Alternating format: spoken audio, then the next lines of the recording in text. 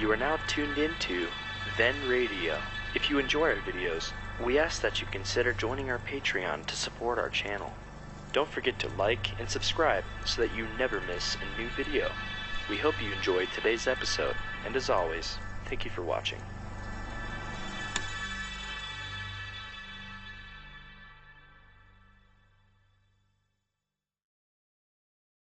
Petri Wine brings you Basil Rathbone and Nigel Bruce in the new Adventures of Sherlock Holmes.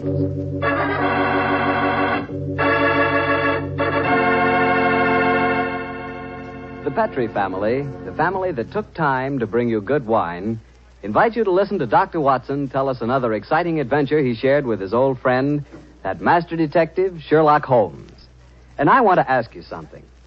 You know, every now and then I've told you about the good old American custom of serving a glass of sherry before dinner, particularly Petri California sherry. And I wonder if you've tried that Petri sherry. Really, a glass of Petri sherry is the best beginning a good meal ever had. Petri sherry is clear, fragrant, and truly delicious. It's a wonderful wine whose flavor is the essence of luscious, sun-ripened grapes. And Petri makes two kinds of sherry wine, a regular sherry and Petri Pale Dry. If you don't know which you prefer, try them both. Don't buy one, buy two. But remember, always buy Petri, because Petri wine is always good wine.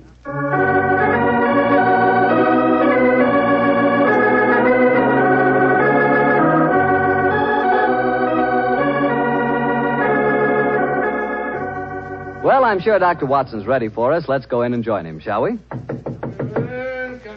in. Good evening, Mr. Bartell. Evening, Doctor. Quiet, Willie. Quiet about here. Lie down. The dogs seem very pleased with themselves tonight. Did they have a good day? Yes, the three of us did, my boy. Go on. Run off out in the patio. I took a 7-iron and some old golf balls on the beach this afternoon. I improved my game, I think, and the dogs had a great time chasing the golf balls. On the way home, the little rascals had a furious battle with an elderly pelican, so their day was complete.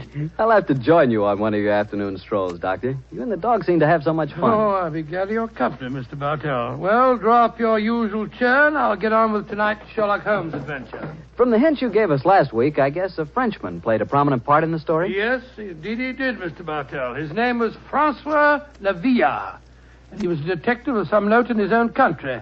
The time my story begins, it was in 1889, to be exact. Lavillard had come over to London to discuss with Holmes the difficulties of translating some of his monographs into the French language. At this particular time, I was in the early days of my marriage, Mr. Bartell, and this fact, combined with a busy practice, meant that I saw very little of my old friend. He must have missed you, Doctor. Oh, he did. Well, of course, he'd never admit the fact, but to get on with my story. One cloudless June afternoon, I found myself in the neighborhood of Baker Street, and I couldn't resist paying a visit to Holmes. Mrs. Hudson was out, but having retained my old latchkey, I let myself in and mounted the familiar stairs. It gave me a strange feeling as I raised my hand to knock on what once had been my own living room door. Come in. Oh, hello, Holmes. Monsieur Holmes. Oh, I beg your pardon. I didn't know you... Watson, my dear fellow. How very nice to see you again. It's great to see you, Holmes. I'm sorry I interrupted you. No. I didn't know that you had company. Not at all, my dear fellow. We're delighted, aren't we, Lavillard? Watson, oui. this is Monsieur Lavillard. Well, how do you do, sir? How do you do? Enchanté, monsieur. I have often wished to meet the so charming Dr. Watson. Holmes has told me a great deal about you. Oh, it's very nice of you, sir. Married. Suits you, Watson. You look splendid, old fellow. Gained a little weight, haven't you? Oh, yes, a few pounds, I Here mean. it comes, you. Sit down, won't you? You sure that I'm not interrupting you in some important discussion? Oh, no. Oh, no, mon cher docteur. We were having a good-natured argument on the relative abilities of the French criminal compared to the English. Oh, interesting. You must lend me your Interesting support, idea. Watson. Monsieur Lavillard is convinced that the English criminal is a very dull dog indeed. Well, we've met some far from dull ones in our time. I assure you, Monsieur Lavillard. Ah, the exceptions rather than the rule, I fear, mon cher docteur. You're stubborn, aren't you, Lavillard? Believe me, my dear friend, that I will yield to no one in my admiration of your knowledge and skill. That is why I wish I could persuade you to practice in Paris. Ah, there you would find opponents really worthy of your steel. What can happen to interest you in this land of grey fogs, boiled potatoes, and pots of tea? Gracious me for my soul, sir, you're not very flattering. Oh, don't be so insular, Watson. Oh, I meant no offense, my friend. Well, you say that the English criminal is dull. Well, perhaps if you were to read a published story of mine called A Study in Scarlet, you'd think differently. It tells of a very exciting adventure that Holmes and I had. I have read it, my friend. Oh, you have? An extremely gripping story, but surely you will admit that the crime was essentially of American origin. He's right, Watson. He's perfectly right, dear me. What can I do to vindicate the dishonor of the London criminal? Let me see. Oh, yes, of course. A copy of today's Times. That's fine. I shall introduce you to a section known as the agony column. Where is it now? Oh, yes, here we are. This should convince you of the color and variety of English life. The agony column? Mm-hmm. It sounds most painful. What is it, pray? A personal column is liable to contain anything from a lover's frantic appeal to his lady love to a ransom note. In my profession, I've frequently found it an invaluable medium for contacting the underworld. Yes, now, here we are. Here's something. Dear me. Oh, dear, no. Today's column seems rather uninspired, I'm afraid. May I examine it? Of course, here you are. Merci. If the lady who helped my little boy across the road at the corner of Threadwell Street and High Auburn last Wednesday at 4 will get in touch with Box 845, she will learn of something to her advantage. We can be more colorful than that in Paris, my friend. Yes, I think we can do better than that, too. Yeah, look at this, will you? The printer must have been half asleep when he set up the type for this advertisement. Will any gentleman interested in discussing cryptography and cipher writing please communicate with Box XQL 696, the time? Oh, I fail to find this message any more stirring than the preceding one. You notice the execrable printing, don't you? Indeed I do. It is all mixed up. The first word, will, starts with a capital W and a capital I. The second word, any, starts with a small a, and then has a capital N and Y. It is a shocking example of typography. And when it occurs in a paper noted for its excellence in typesetting, one realizes that this is no mistake. What do you mean, huh? This is undoubtedly a code message. Come now, my friend. I defy even you to make a mystery out of a printer's negligence. I accept your challenge, my dear Lavillard. If you recall, the Baconian bilateral cipher depends upon the use of two sizes of type. If we group the letters in units of 5, the arrangements of small and capital letters within the group should give us the message. Now, let's see. 2 capitals followed by 3 small gives us the letter H. Then 2 capitals, 1 small, 2 more. That gives us E. H. I still think you're trying to make an adventure out of a mere printing accident. No mere printing accident could so readily fall into one of the great traditional ciphers. Now, let's see.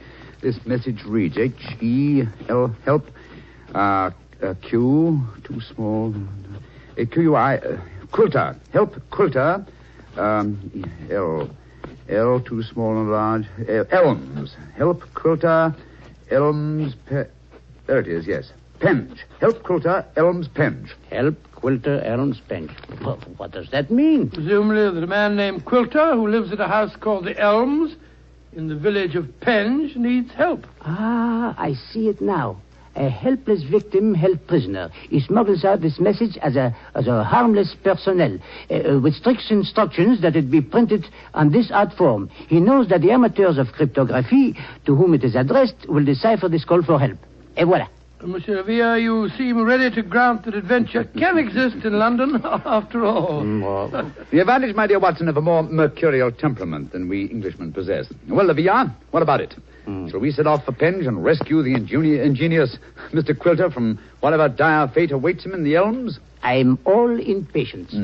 Splendid. Watson, I suppose you're too busy to join us. Too busy? Well, I'm in your practice. I'm sure that you have patience to attend to. Yes, of course. Yes. As a matter of fact, I have 2 further visits to make today. One to a peppery old miser who has gout, and the other to a wealthy society woman who has acute attack of hypochondria, as they call it. To blazes with a to hell with both. I'm coming with you, Holmes, if you want me. Bravo, Watson. Then grab your hat and coat. The game's afoot.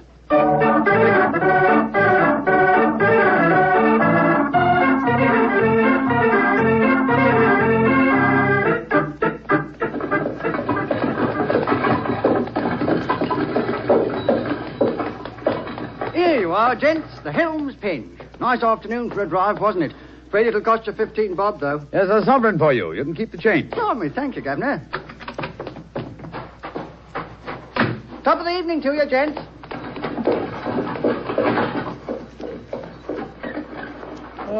So, this is the Elms, eh? Quite a bit of land for such a modest neighborhood. To call it the Elms seems remarkably inappropriate. I cannot see an elm tree in sight. So you see, Livia, the English have more imagination than you give them credit for. Are you just going to walk up to the front door and knock, Holmes? Why not? The direct approach is often the most satisfactory. Oh, you disappoint me. I had hoped that perhaps you would adopt one of the disguises in which you are so adept, I am told. Well, since it's unlikely that these people know me by sight, that's hardly necessary, is it? However, I trust that this little problem may reward you with some colorful highlights before we're through. Oh. Great Scott. Revolver shots. They came from the house. We are too late. Monsieur Quilter has been murdered. No, I think not.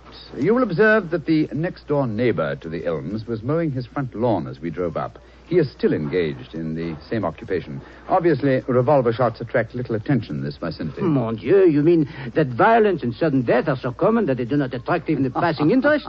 No, Villa.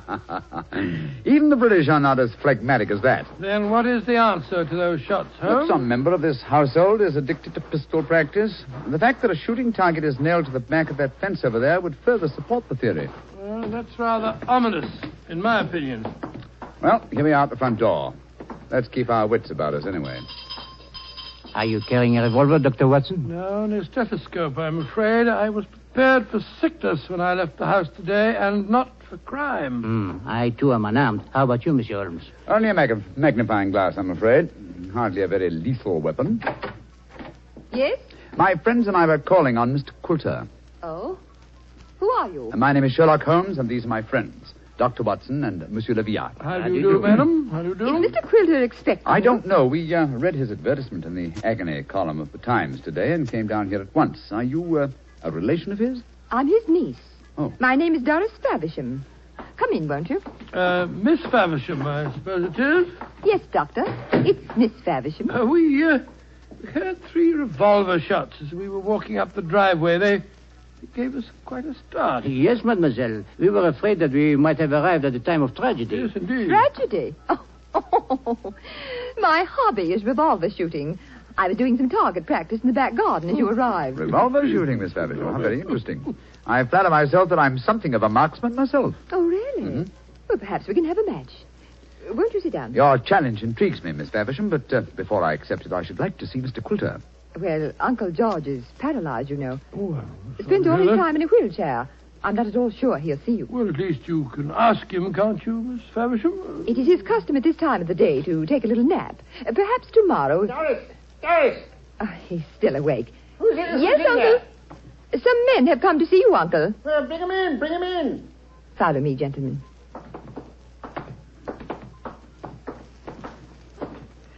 Uncle, this is Mr. Sherlock Holmes, Dr. Watson, and Monsieur Le Villard. and Monsieur Leviat. How do you How do, do you do, sir? How do you do? Sherlock Holmes, eh?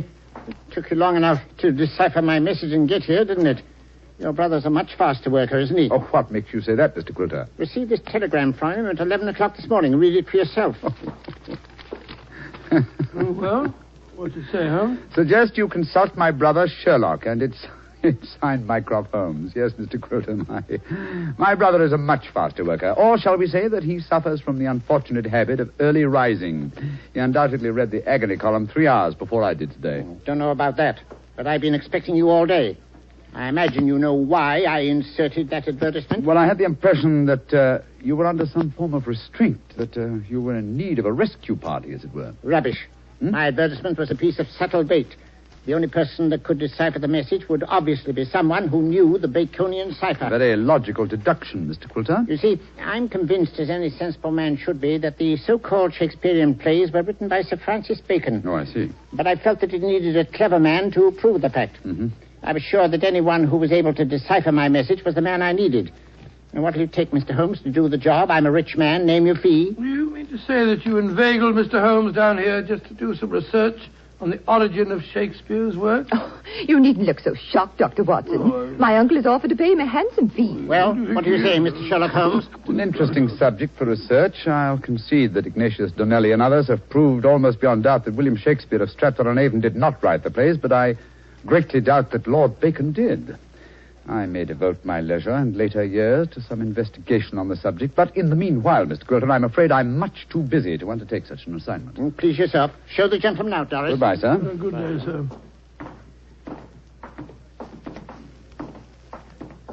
Too bad you had this long drive down here for nothing, Yes, gentlemen. I'm afraid I quite agree. It would seem to me that your uncle has a distinct talent for practical joking, mademoiselle. Uncle? Oh, Uncle never made a joke in his life. Mr. Holmes, now that you're here, perhaps you'd like to indulge in a little shooting match. Thank you, Miss Faversham, but as I told your uncle, I'm a busy man. Good evening to you. Goodbye, gentlemen. Goodbye. Holmes, old fellow, you're losing your touch. You'd never made a blunder like this if I'd still been with you. It is comforting for an aspiring detective like myself to know that the great Sherlock Holmes is fallible. Yes, indeed. Then am I to assume that I must continue the case alone? What do you mean, continue the case? There isn't one. Quilter's in no danger. He's in desperate danger. What? I'm only afraid I may be too late to save him. But we have just spoken to the man. Oh, no. Did neither of you notice the traces of fresh loam on the boots of that supposedly paralyzed man? Gentlemen, I fear the agony column has led us to murder.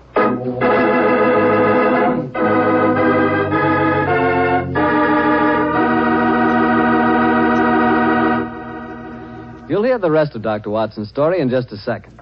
Time enough for me to mention that any meal is a better meal when it's served with a Petri dinner wine. If you're having chicken or fish, use Petri California Sauterne. Petri Sauterne is a subtle, delicately flavored white wine that looks and tastes like captured sunshine. If you're having a roast or chops or any kind of meat or meat dish, then by all means serve Petri California Burgundy. Petri Burgundy is a hearty, full-flavored red wine. One of the most delicious red wines you ever poured from a bottle. Why not get a bottle of each? Petri Burgundy and Petri Sauterne. Then, no matter what you have for dinner, you'll surely have the right wine, a Petri wine. Well, Doctor, why did you have to break off your story there? Well, I had to break it off somewhere, Mr. Bartell, and that seemed to be the most exciting spot. It certainly was. I was convinced that the great Sherlock Holmes had been fooled for once. What happened next? Well, my boy, needless to remark, we did not get into a cab and go back to London, but let me pick up the story at the same place that I broke it off. As Holmes said... Gentlemen, I fear the agony column has led us to murder. Murder? There was fresh earth on the soles of his boots, you say? Distinct traces, proving that the man in the wheelchair was not paralyzed. And that man, whoever he is, was impersonating Quilter to put us off the track. And the real Quilter may have been killed, eh? I'm afraid so. Let's stop here for a moment, shall we, while we make our plans. This hedge will hide us from the house in case they're watching from the windows. Now, this isn't a hard picture to reconstruct. There undoubtedly is, or was, a paralyzed Baconian scholar named Quilter. He managed to smuggle out that ingenious plea for help, but Mycroft's unfortunate telegram gave the game away. I see it now.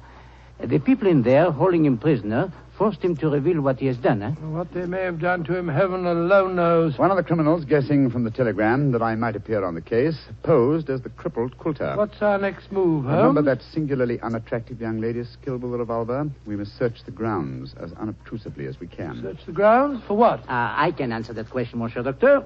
We search for signs of the freshly turned earth of a grave.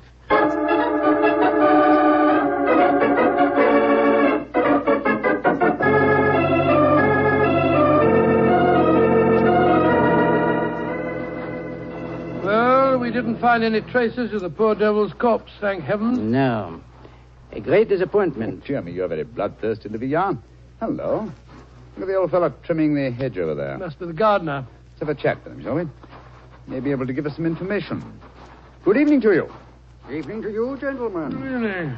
You work for Mr. Quilter? That I do, sir. That I do. Very fine work, too. I've seldom seen a better-kept garden. I thank you, sir. I do pride myself in my work. I wonder if you can help me. Be glad to if I can, sir. Did you see a telegraph boy deliver a message here this morning? That I did, sir.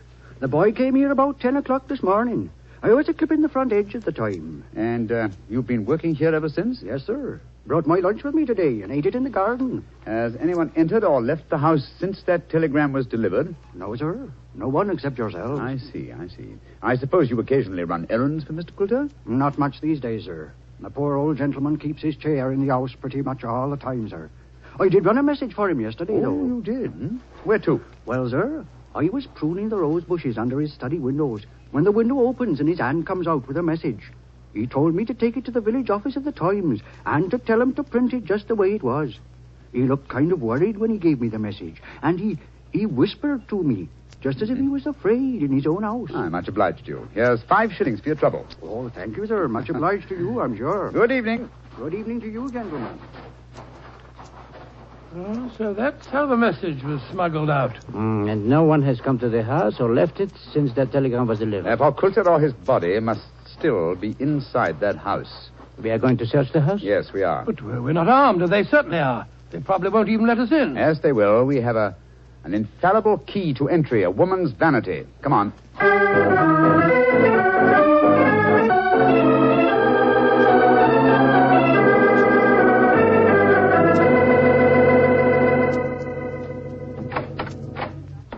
Oh, so you came back.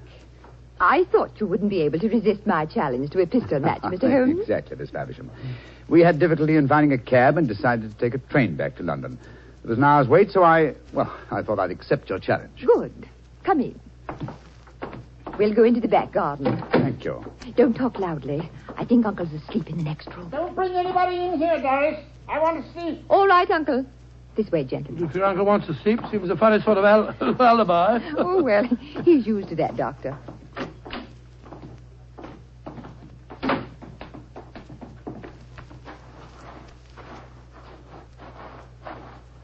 Here we are. This is the 50-yard range, Mr. Holmes. 3 shots. Best aggregate score wins. How much do you want to bet? You name the stake. Name the stakes, Miss Faversham. A sovereign? Certainly. You take the first 3 shots? Very well. I must just check that it's loaded. Yes, 6 bullets. All right, here I go.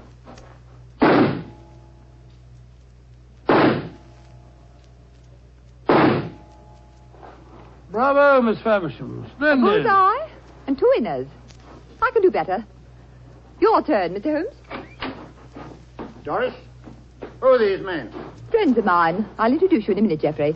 We're in the middle of a match at the moment. Your turn, Mr. Holmes. The revolver, please. Here you are. Thank you. You're sure you know how to handle a revolver? Oh, quite sure, thanks.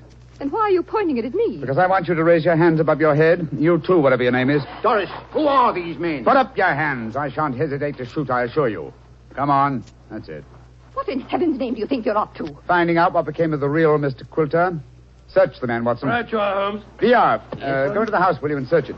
Yes, but of course. Hello, this man had a revolver on his hip. Keep him covered with it. Here, stand still, you. Now, sir, who are you?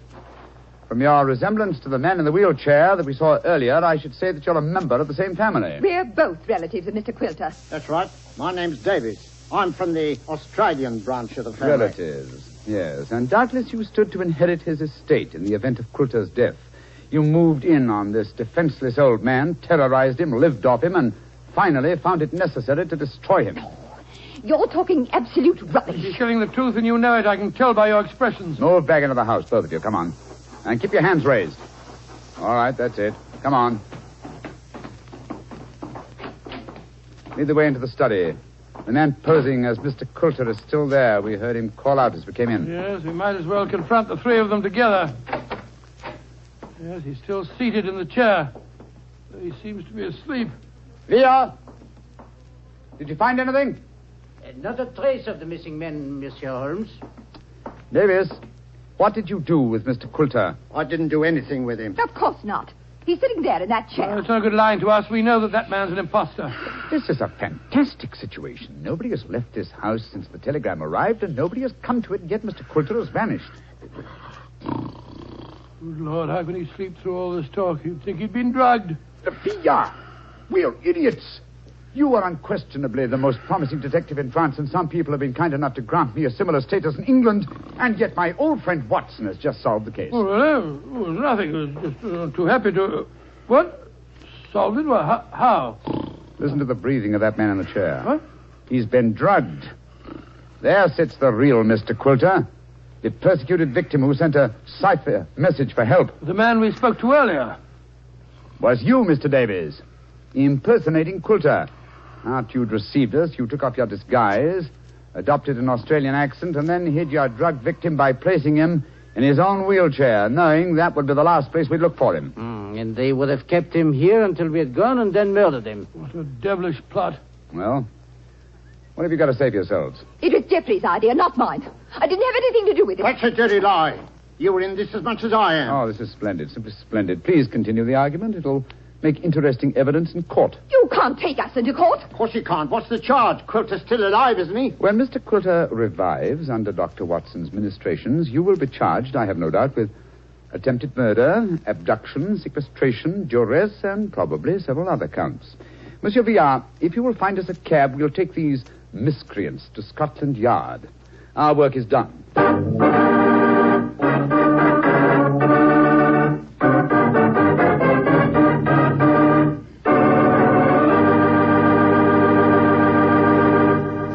Well, Doctor, that was a fine story. What are you fidgeting for? Fidgeting me? Well, I'm expecting a guest. I thought I heard him just now at the front door. A guest? Now, you're being as mysterious as Mr. Holmes. Oh, not quite. You see, come in.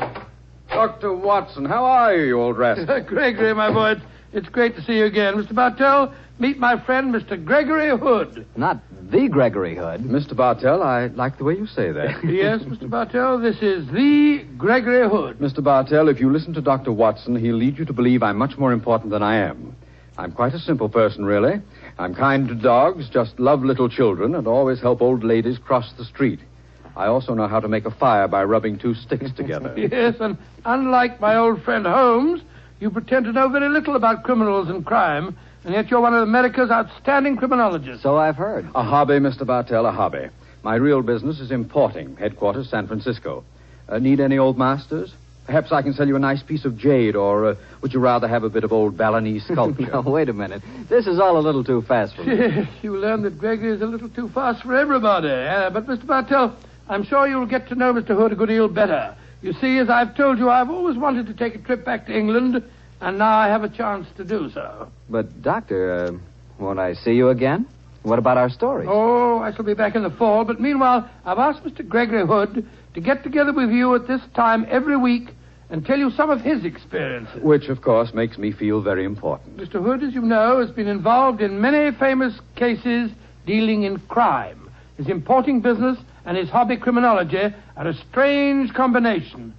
I learned that he keeps a diary of these cases, and it's a fascinating book. The Case Book of Gregory Hood. The Case Book of Gregory Hood. Sounds intriguing. Intriguing? Huh. It certainly is. Thank you. Well, then I can tell all our friends, be sure to listen next week at the same time and every Monday night through the summer to The Case Book of Gregory Hood.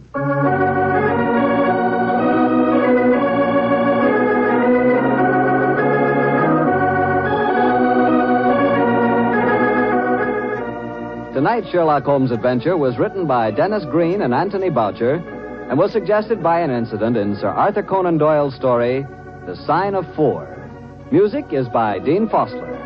Mr. Rathbone appears through the courtesy of Metro-Goldwyn-Mayer, and Mr. Bruce through the courtesy of Universal Pictures, where they are now starring in the Sherlock Holmes series.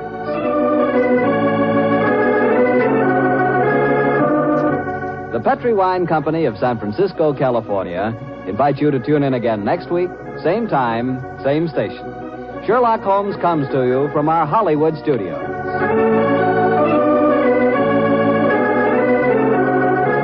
This is Harry Bartell saying goodnight for the Petri family. This is the Mutual Broadcasting System. This is the Mutual Broadcasting System. This is the Mutual Broadcasting System. This is the Mutual Broadcasting System. Petri Wine brings you Basil Rathbone and Nigel Bruce in the new Adventures of Sherlock Holmes.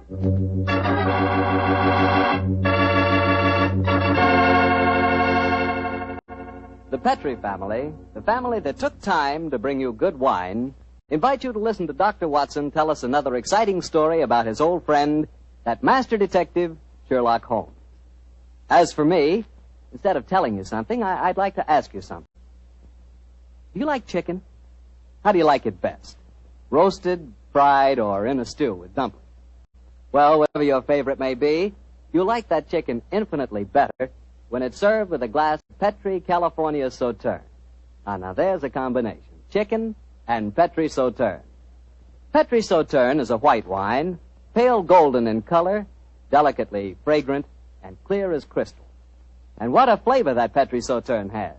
I'm telling you, Petrie Sauterne is just about the last word in dinner wine. Oh, one more tip.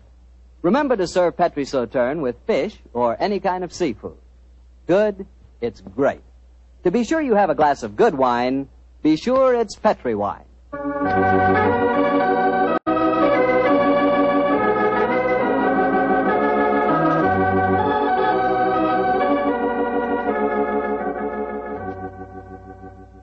And now I'm sure our good friend Dr. Watson's expecting us. Let's go in and join him. Good evening, Doctor. Good evening, Mr. Bartell. Punctual to the minute, as usual. Draw up a chair and settle down, my boy. Well, I won't settle down too far, Doctor. You have a habit of keeping me on the edge of my chair during most of your stories. Just as it should be, Mr. Bartell.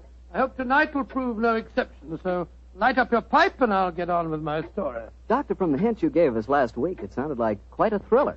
How did it begin? On a cold winter morning in 1897, Holmes and I, our breakfast just concluded, sat on either side of a cheery fire in our Baker Street lodging. A thick fog rolled down between the line of dun-colored houses, and the opposite windows loomed like dark, shapeless blurs through the heavy yellow reef. Another London pea souper, huh, Doctor? Exactly, Mr. Bartell. Our gas was lit and shone its flickering light on the white cloth and glimmer of china, for the breakfast table had not been cleared. Holmes was busy cross-indexing his record of crime, while I was engrossed in one of Clark Russell's fine sea stories. Our morning was not destined, however, to be a quiet one. For shortly after 11 o'clock, Mrs. Hudson ushered a young lady into our room. A young lady who seemed to be in serious trouble. Sit down, won't you, young lady? I'm Dr. Watson, and this is Mr. Sherlock Holmes. How do you do, gentlemen? I must apologize for not giving my name to your housekeeper, but I have to be so careful. Yes, we quite understand, my dear. Of course, you're wondering who I am and what's brought me here. My own theory would be that you are Miss Harriet Irving, and that you've come to me to elicit my aid in proving that Mr. Binion did not murder your father. Holmes, what on earth are you talking about? You're absolutely correct, Mr. Holmes. But how did you know? I deduced it, Miss Irving. You're wearing very new and extremely expensive mourning, presumably for the first time, since a few basting threads are still in evidence. You wear no ring, so evidently you're not in mourning for a husband. The only man whose death the papers announced in the past few days, and who left a young daughter wealthy enough to purchase such garments, is Sir Edward Irving. And since the police have already made an arrest, obviously wish me to disprove the police theory and intercede for young Binion. Mr. Holmes, you're wonderful. That's just what I wanted to do. You will, won't you? Miss Irving, I've studied the newspaper reports very carefully. It would seem to me that Scotland Yard has arrested the right man. Well, I'm very sorry, but I didn't read the newspaper reports. I haven't the faintest idea what you're both talking about. Then let me bring you up to date, my dear fellow. And please correct me, Miss Irving, if I make any mistakes. 3 days ago, Sir Edward Irving, the father of this young lady, was found stabbed to death in his study. The only entrance to the study is through an anteroom, where his secretary had been sitting ever since Sir Edward was last seen alive. And the secretary swore that no one had entered or left the study. Secretary's name being Binion, I suppose. Yes, under the circumstances, it's hard to see that any other arrest was possible. And yet I know he's innocent, Mr. Holmes. Oh, and how do you know that, Miss Irving? We were in love. We were going to be married. I don't care what the police say. A woman knows these things. Robert Binion did not kill my father. Did your father approve of the engagement? Well, no, not exactly. If one were to be exact, Miss Irving, wouldn't one say that your father absolutely forbade the marriage? Yes, he did. And Inspector Lestrade assumed that was the motive for the murder. Well, sounds logical, I must say. Does your father have any other relatives living, Miss Irving? His brother, my Uncle Peregrine. He lives a hermit's life in the country. We've seen very little of him in the last few years. Was he left anything under your father's will? No, I was the sole beneficiary. Please help me, Mr. Holmes. If you'll just talk to Robert, you'll know he's not guilty. Oh, there's no harm in talking to him, Holmes. After all, our old friend Lestrade handled the case, and he's made a good many mistakes in the past. Haven't we all, old chap? Well, Miss Evans, I'll do what I can, but I promise nothing. Bless you, Mr. Holmes. Where is your fiancé being held? At Scotland Yard. I talked to him there just before I came to Scotland Yard, eh? Splendid. We can talk to Lestrade at the same time. Watson, your hat... My hat and coat? Precisely, old fellow, your hat and coat.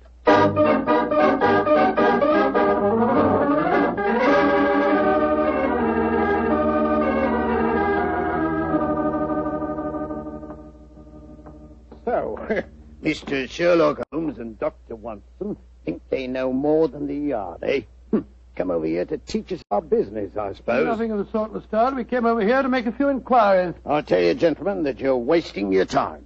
Young Binion is guilty, whatever his young lady may say. Lestrade? Yes, Mr. Holmes? What did the autopsy prove? Well, got a report of it here on my desk, but it won't tell you nothing you don't know. Mm-hmm.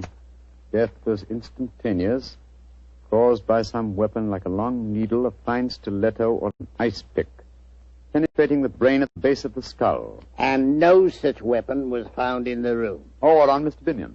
True, sir. But then he had the chance of disposing of it. Well, just the same, the murder weapon hasn't been found, has it? No, Doctor, but we'll find it. Don't you worry about that. I should like to talk to the prisoner, if you don't mind. Well, of course I don't mind. He's in the detention cell just down the corridors from here. Follow me, gentlemen. Has he given you any trouble, Lestrade? Trouble? If all our prisoners were as quiet as him, we wouldn't need no guards, Doctor. Nice, quiet young fellow. Hard to realize he's a murderer. A fact that still has to be proven in court, Lestrade. A fact that is going to be proved in court, Mr. Holmes. Well, here we are at this cell.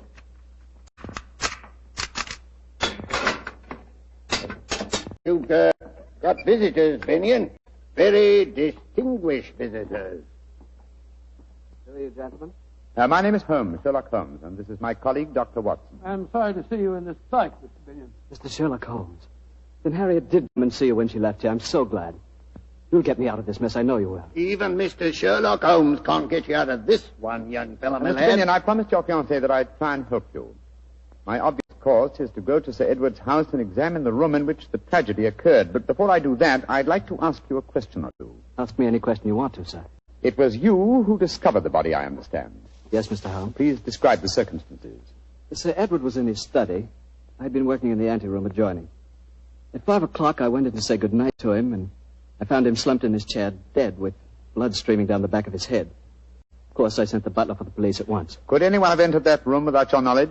No, Mr. Holmes, I never left my desk. And there was no entrance to the room save through my office. How about the windows in Edward's room? They were locked from the inside, Doctor. You don't need to worry. We examined the window ledges, not a mark. No one came in that way. Now, what is your theory of the murder, Mr. Binion? I haven't one, Mr. Holmes. I'm completely baffled. I'm certain that no one entered that room. Yet I swear to you that I didn't stab him. So I can understand the police believing I did. Mm-hmm. Lestrade, I should like to examine the room in which Sir Edward was murdered. Well, easiest thing in the world, Mr. Holmes. I'll drive over with you if you like. His house is in Knightsbridge. Oh, you needn't bother, Lestrade. We can quite well go by ourselves. Eh? Oh, not a bit of it, Doctor. I'd like to come with you. Oh, why, Lestrade? You're convinced Mr. Binion is guilty, are you? Won't you be wasting time? Not me. For once I know you're on the wrong side of a case, Mr. Holmes, and I want to be there and see your faces when you find it out.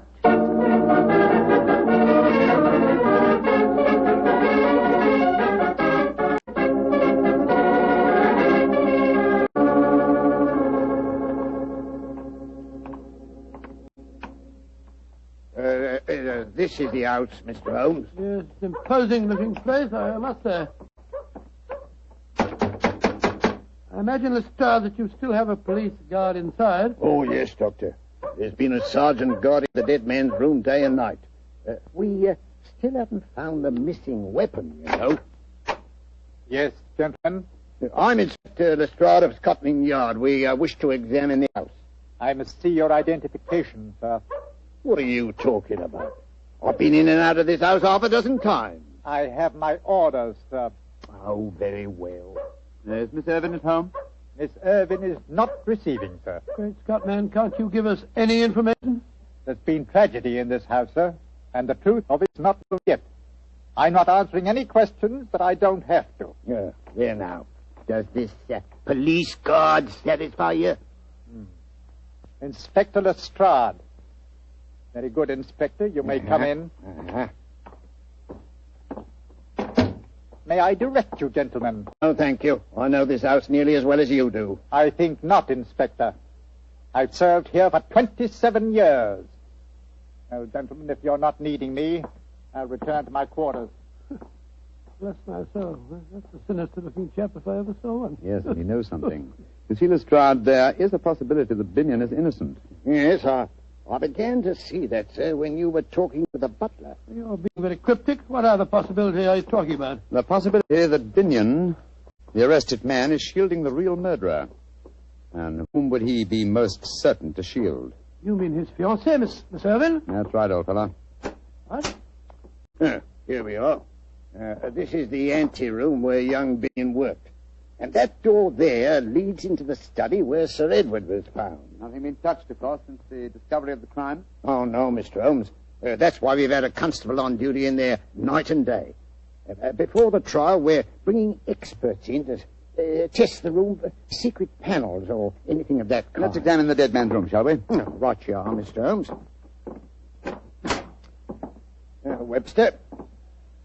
Webster, get out of that chair and stand up, can't you? You're on duty.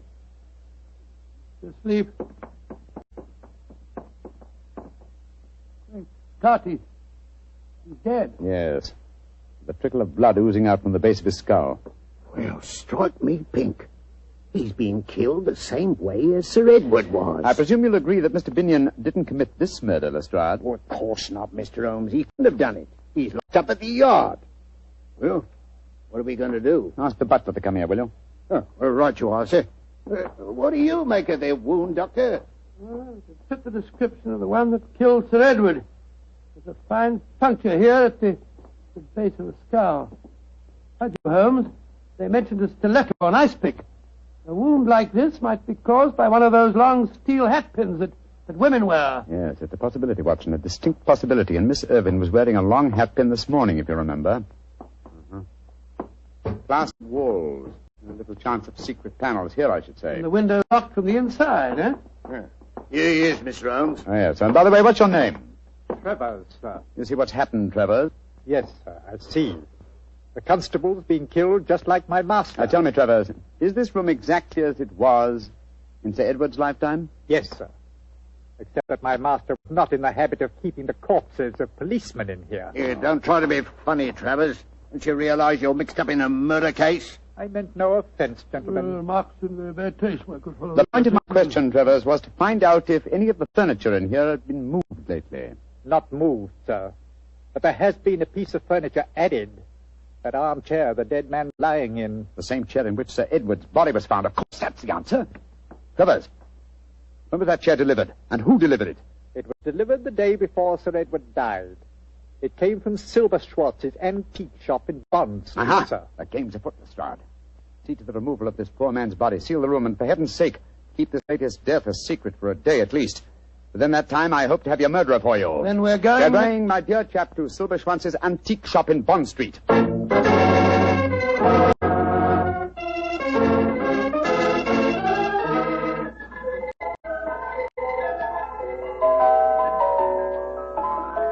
Those old music boxes are quite charming, Holmes, aren't they?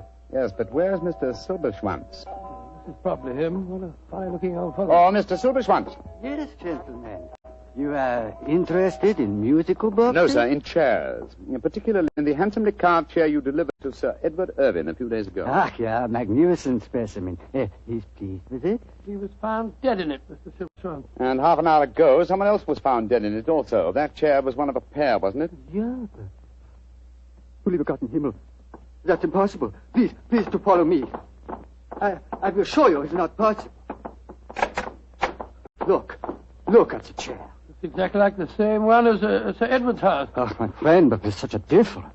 15th century Italian, isn't it? Yeah, this is one of a pair of the famous Malipiero armchairs. There are only 3 pairs in the world, my friend. Of this pair, one, the one I delivered to Sir Edward, is simply a great specimen of the carver's art. This one, its mate, looks exactly like it, does it not? Exactly. I can't see any difference myself. You would if you sat in it, old chap. Precisely. That is why I have these cords stretched from one arm of the chair to the other.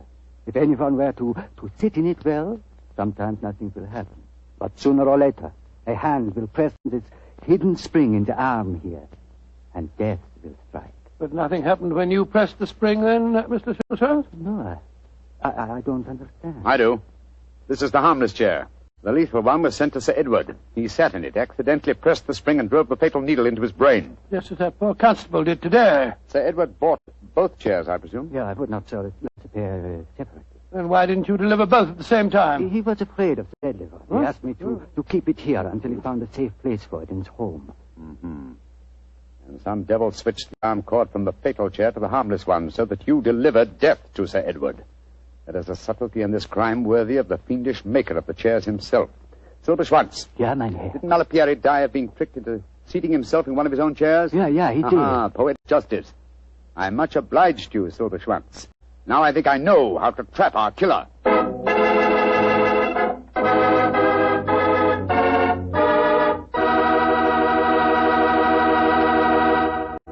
Dr. Watson will bring you the rest of his story in just a second, so I'm just going to tell you that after a good dinner, there's nothing quite like a glass of good Petri California port. Petri port is really a wonderful wine. A deep, hearty red in color and rich and truly delicious in flavor. You know, port wine is actually America's favorite wine.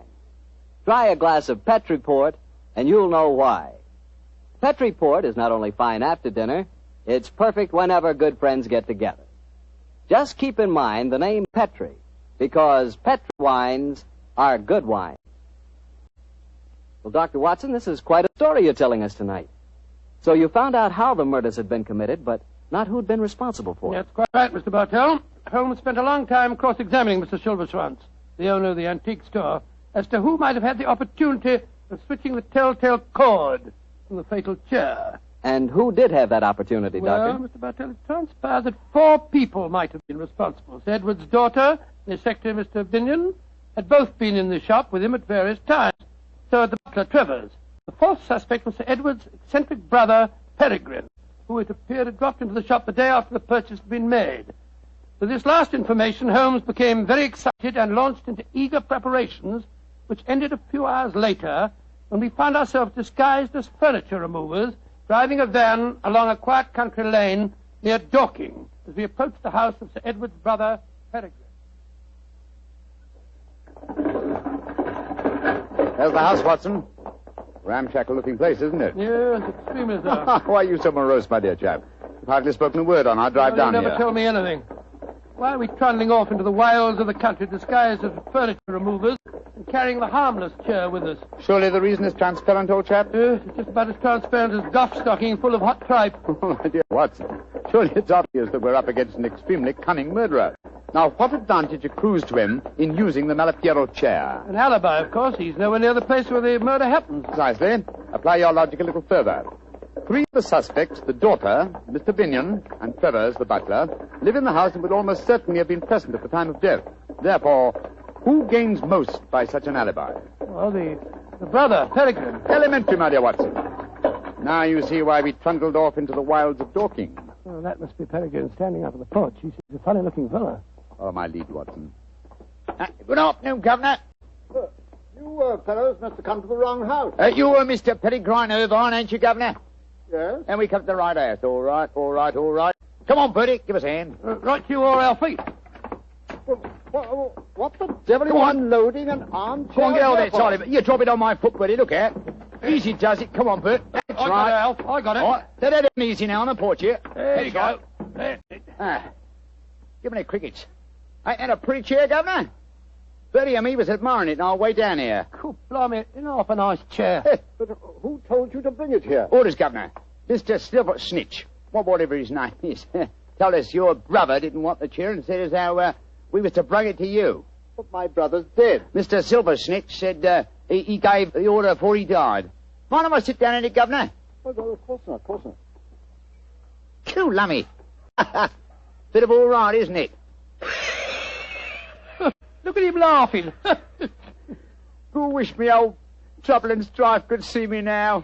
The trouble and strife? Yeah. Trouble in strife. That's me wife, Governor. Here, sit down yourself, sir. Come on, go on. Sit down, try it. Go on, Governor. Take the weight off your plates of meat. What barbaric jargon do you speak? What on earth are plates of meat? Plates of meat is feet, Governor. That's rhyming slang. That's right. Rhyming slang. Go on, sit down in it. Go on. Very well. There now. Ain't that comfortable? Yeah, Go on. Run your hands over the arms, Governor. Ain't that carving pretty? Ain't it just ducky? Yes, it is. But I don't want the wretched thing. There's been some mistake. So you'd better take it back to London and tell them to sell it. I don't want anything of my brother. Jumping Jehoshaphat. Can't see where you don't want to sit in a nice chair like this, Governor. But you're the one that gives the orders around here. Come on, Bertie. Come on, get your back into it. All right, Alfie. Let's get back in the van. All right, come on. Alfie. Away they go. Oh, bless your heart, Governor. We don't worry about that sort of thing, do we, Bertie? Of course not, Alfie. We'd had a nice drive in the country anyhow, didn't we? That's right. Let's get these old horses going. Good day, Governor. Good day, Governor. Good. That was a false trail, Holmes. Obviously, he knew nothing about the chair. He thought it was perfectly harmless. And, as indeed it was. But the murderer would have thought it fatal. I've slipped up in my reasoning somehow. Confound. Oh, but of course. Oh, what a fool I am. We must get back to London as fast as these tired nags can take us. Come on, get up there. Get up. Well, what's the next move, Holmes? Back to Edward's house and the staging of a little drama that I'm sure will give us the final answer to this problem.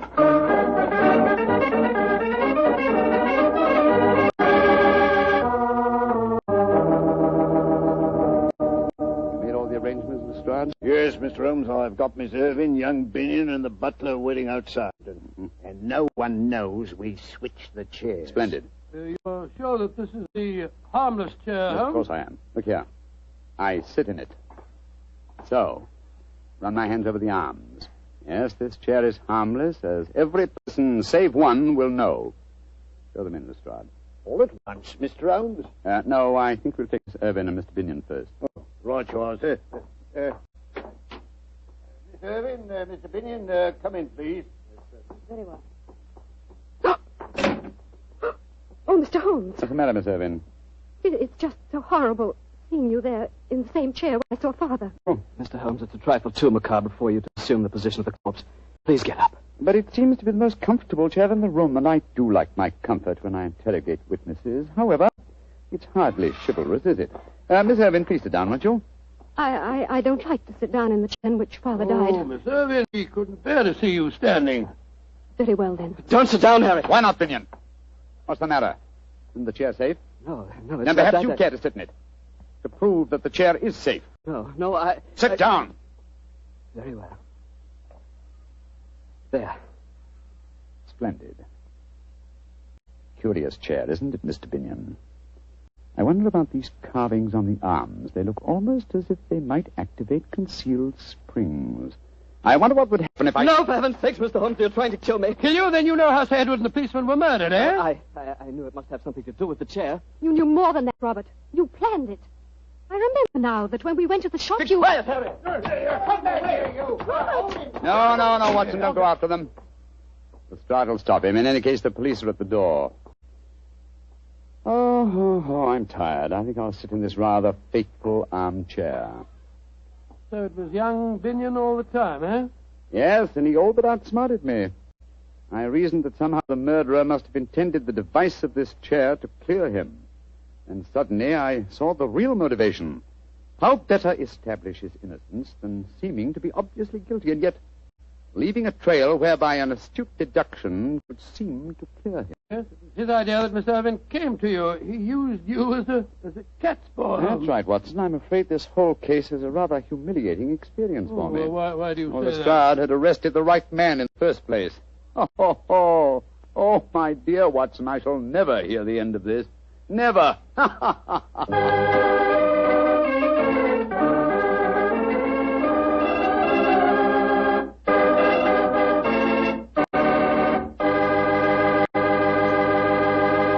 As usual, Doctor, that was a swell story. Imagine Lestrade accidentally arresting the right man. Well, he had that one coming to him. Poor fellow, he'd been outwitted by Holmes so many times he was beginning to get an inferiority complex. What about Miss Irving? How did she take it when her boyfriend Binion had proved guilty? Well, when she realized that her sweetheart had actually murdered her father, as they say in the penny thrillers, her love turned to hate. But at first, she took it pretty bad. I can imagine so. Mr. Bartell, my boy, that's one of the disadvantages of being a detective. When you bring the guilty to justice, you very often cause the innocent to suffer too. Believe me, never become a detective. Stick to being a wine expert. You calling me a wine expert? Now, wait a minute, Doctor. All I know about wine is that it either tastes good or it doesn't. And I know that Petri wine always does taste good. And I know why, too. It's because the Petri family has been making wine for generations. The art of turning luscious, sun-ripened grapes into fragrant, delicious wine is their heritage. A heritage handed down within the Petri family from father to son, from father to son. What particular type wine you prefer is, of course, a matter of your personal taste. But let me assure you of this. Whatever type wine you desire, for any occasion, you can depend on any wine that bears the Petri label. Petri took time to bring you good wine. And today, that name Petri is the proudest name in the long history of America's wine. Well, Dr. Watson, what new Sherlock Holmes adventure are you planning to tell us next week? Next week, Mr. Bartell. Now, let me see. Next week, I'm going to tell you a strange story that took place in one of the smaller states of Middle Europe. It concerns a young prince, a most unusual concert, and a beautiful contralto who sang 2 days after we'd seen her die at the hands of the firing squad. I call the story The Haunting of Sherlock Holmes. Doctor, that's one I've got to listen to. Yes, Mr. Bartell. And everyone should also listen to what Secretary of Agriculture Anderson says about saving used kitchen fats. We've all got to keep turning in every bit of used fat. Take it to your meat dealer. The shortage of fats is worse now than ever it was. And unless we help, and we all help, we'll all be faced with a serious shortage of soap. Yes, a serious shortage of paints, lubricating oils, drugs, and many other things that require fats in their manufacture. It's up to us. Keep turning in every bit of used kitchen fat. Tonight's Sherlock Holmes adventure was written by Dennis Green and Anthony Alger and was suggested by an incident in Sir Arthur Conan Doyle's story, The Musgrove Ritual. Music is by Dean Faulkner. Mr. Rathbone appears through the courtesy of Metro-Goldwyn-Mayer, and Mr. Bruce through the courtesy of Universal Pictures, where they are now starring in the Sherlock Holmes series.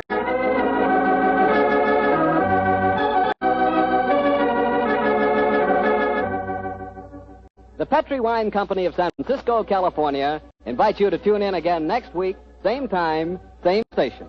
Sherlock Holmes comes to you from our Hollywood studio.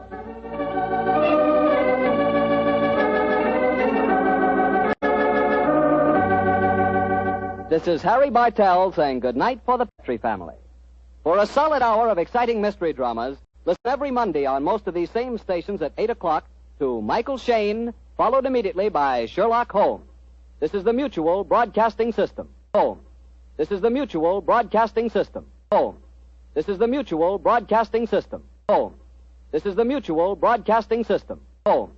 This is the Mutual Broadcasting System. Holmes. This is the Mutual Broadcasting System.